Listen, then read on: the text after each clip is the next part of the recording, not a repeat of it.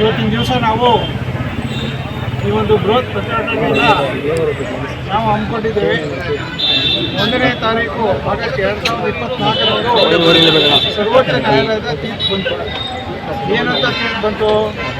ರಾಜ್ಯ ಸರ್ಕಾರಗಳಿಗೆ ಒಳ ಮೀಸಲಾತಿ ವರ್ಗೀಕರಣ ಮಾಡೋದಕ್ಕೆ ಅಧಿಕಾರ ಇದೆ ಅಂತಕ್ಕಂಥ ಎಲ್ಲ ಸ್ಟ್ರಾಟಜಿಯಾಗಿರಿ. ಇಲ್ಲ ಆಡಿಯೋ ಮಿಸ್ ಆಗ್ತಾ ಇತ್ತು. ಹಲವು ರಾಜ್ಯಗಳಾಗಲೇ ಅನುಷ್ಠಾನ ಮಾಡಿಬಿಟ್ಟಿದ್ದಾರೆ. ನಮ್ಮ ಪಕ್ಷಕ್ಕೆ ಪಂಜಾಬ್ ರಾಜ್ಯ, ಹರಿಯಾಣ ರಾಜ್ಯ, ಆಂಧ್ರ ಪ್ರದೇಶ, ತೆಲಂಗಾಣ ಈ 4 ರಾಜ್ಯಗಳು ಈಗಾಗಲೇ ಒಳ ಮೀಸಲಾತಿಯನ್ನು ಜಾರಿ ಕೊಟ್ಟಿದ್ದಾರೆ. ಆದರೆ ದುರದೃಷ್ಟ ಅಂತ ಹೇಳಿದ್ರೆ ಕರ್ನಾಟಕ ರಾಜ್ಯದಲ್ಲಿ ಇರ್ತಕ್ಕಂಥ ಕಾಂಗ್ರೆಸ್ ಸರ್ಕಾರ ಏನು ಸಮಾಜವಾದವನ್ನು ಹೇಳ್ಕೊಂಡು ಬಂದಿದ್ದಾರೆ ಅಂತ ಜಾಸ್ತಿ ಕೊಡ್ತೀನಿ. ಇದುವರೆಗೂ ಕೂಡ ಈಗ ಕಳೆದ 1 ವರ್ಷದಿಂದ ಯಾವುದೇ ಒಂದು ರೀತಿಯಾಗಿರ್ತಕ್ಕಂಥ ಒಳ ಮೀಸಲಾತಿ ವರ್ಗೀಕರಣ ಮಾಡಲಿಕ್ಕೆ ಏನೂ ಕ್ರಮವನ್ನು ತೆಗೆದುಕೊಂಡಿಲ್ಲ. ಸುಮ್ಮನೆ ವಿಳಂಬ ಧೋರಣೆಯನ್ನು ಮಾಡ್ತಾ ಇದ್ದಾರೆ ವಿನಃ ಯಾವುದೇ ರೀತಿಯಾಗಿ ಪಾಸಿಟಿವ್ ಆಗಿ ಆ ಒಂದು ಒಳ ಮೀಸಲಾತಿ ವರ್ಗೀಕರಣ ಮಾಡತಕ್ಕಂಥ ಕೇವಲ ಒಂದು ಆಯೋಗವನ್ನು ರಚನೆ ಮಾಡಲಿಕ್ಕೆ 2 ತಿಂಗಳು ತಗೊಂಡಿದ್ದಾರೆ. ತೀರ್ಪು ಬಂದು 2 ತಿಂಗಳ ನಂತರ ಆಯೋಗವನ್ನು ರಚನೆ ಮಾಡಿ ಜಸ್ಟಿಸ್ ನಾಗಮೋಹನ್ ದಾಸ್ ಅವರಿಗೆ ಅಧಿಕಾರವನ್ನು ಕೊಟ್ಟು 2 ತಿಂಗಳೊಳಗಡೆ ವರದಿ ಕೊಡಬೇಕು ಅಂತ ಅವ್ರು ಹೇಳಿದ್ದಾರೆ. 2 ತಿಂಗಳು ಕಳೆದರೂ ಕೂಡ ಇನ್ನೂ ಕೂಡ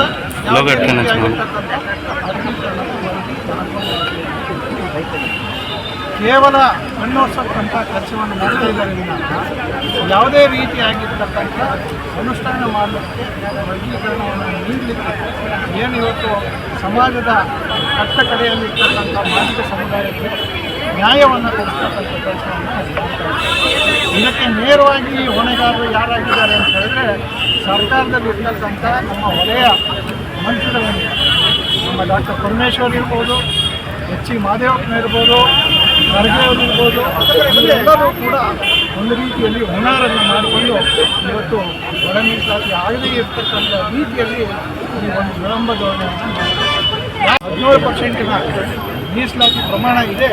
ಆ 17% ಮೀಸಲಾತಿ ಪ್ರಮಾಣ ಅದರ ಬಹುತೇಕ ಪಾಲು ಅವರು ತಿನ್ಕೊಳ್ತಾ ಇದ್ದಾರೆ. ಅವರ ಸಮುದಾಯದವರು ತಿಂತಾ ಇದ್ದಾರೆ. ಅದರಿಂದ ವಂಚಿತರಾಗಿರ್ತಕ್ಕಂಥವ್ರು ಯಾರು ಅಂತ ಹೇಳಿದ್ರೆ ಮಾದಿಗ. ಉದಾಹರಣೆಗೆ ಹೇಳಬೇಕಾದ್ರೆ ಅಂಬೇಡ್ಕರ್ ನಿಗಮದಲ್ಲಿ 12 ಗಂಗಾ ಕಲ್ಯಾಣಗಳು 101 ಜಾತಿಯ ಜನಾಂಗಕ್ಕೆ ನೀವು ಅನ್ಯಾಯ ಮಾಡ್ತಾ ಇದ್ದೀರಾ. ನಾನು ಈ ಸಂದರ್ಭದ ಬಂಧುಗಳ ನಾನಿವತ್ತು ಕಾಂಗ್ರೆಸ್ ಪಕ್ಷಕ್ಕೆ ಕೆಲವು ಪ್ರಶ್ನೆಗಳನ್ನ ಕೇಳೋದಕ್ಕೆ ಬಯಸ್ತಾ ಇದ್ದೀನಿ ಮಾಧ್ಯಮದ ಮೂಲಕ, ಈ ಪ್ರತಿಭಟನೆ ಮೂಲಕ. ಏನು ಹಿಂದುಳಿದ ವರ್ಗದ ಬಗ್ಗೆ, ಒಂದು ವರ್ಗದ ಜಾತಿ ಸಮೀಕ್ಷೆ ಬಗ್ಗೆ ಕೇಂದ್ರ ಸರ್ಕಾರದಲ್ಲಿ ಇರ್ತಕ್ಕಂಥ ಏನು ಇವರು ರಾಹುಲ್ ಗಾಂಧಿ ಅವರು ಇಡೀ ಎಲ್ಲ ಕ್ಷೇತ್ರದಲ್ಲೂ ಹೋಗಿ, ಎಲ್ಲ ರಾಜ್ಯದಲ್ಲೂ ಹೋಗಿ ಚುನಾವಣೆ ಪ್ರಚಾರ ಮಾಡ್ತಾರೆ, ಹೇಳಿಕೆ ಕೊಡ್ತಾರೆ.